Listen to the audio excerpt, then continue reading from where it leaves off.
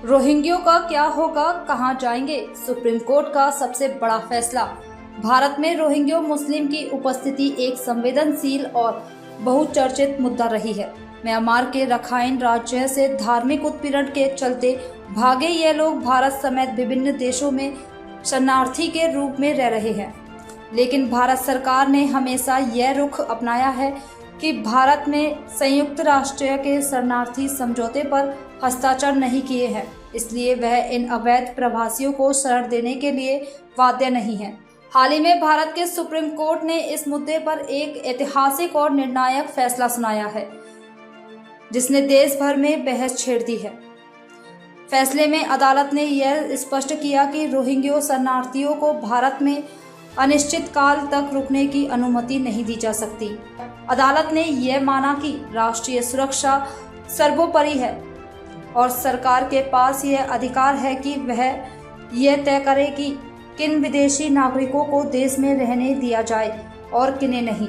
फैसले की मुख्य बातें: अवैध प्रवासियों की वापसी। सुप्रीम कोर्ट ने यह माना कि यदि किसी विदेशी नागरिक का भारत में कोई कानूनी दर्जा नहीं है तो उसे वापस उसके देश भेजा जा सकता है, बशर्ते म्यांमार सरकार उन्हें वापस लेने को तैयार हो। राष्ट्रीय सुरक्षा पर जोर। कोर्ट ने केंद्र सरकार के उस तर्क को स्वीकार किया जिसमें कहा गया था कि रोहिंग्यो समुदाय में कुछ ऐसे तत्व शामिल हो सकते हैं जो देश की सुरक्षा के लिए खतरा बन सकते हैं। मानवाधिकार और संतुलन। हालांकि अदालत ने यह भी कहा है कि इन प्रवासियों के साथ मानवीय व्यवहार किया जाना चाहिए, लेकिन यह देश की सुरक्षा और जनहित से ऊपर नहीं हो सकता। UNHCR रजिस्टर्ड होने से नहीं मिलेगा संरक्षण। अदालत ने यह स्पष्ट किया कि केवल संयुक्त राष्ट्र में पंजीकृत शरणार्थी होने से भी विदेशी नागरिक को भारत में स्थायी रूप से रहने का अधिकार नहीं मिल जाता। अब रोहिंग्यो का क्या होगा?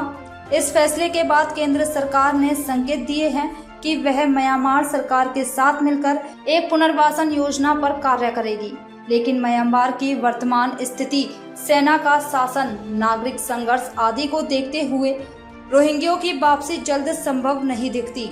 ऐसे में भारत को उनके लिए अस्थायी शिविरों का प्रबंध करना होगा, साथ ही उन्हें निगरानी में रखना होगा ताकि कोई कानून व्यवस्था की समस्या ना खड़ी हो।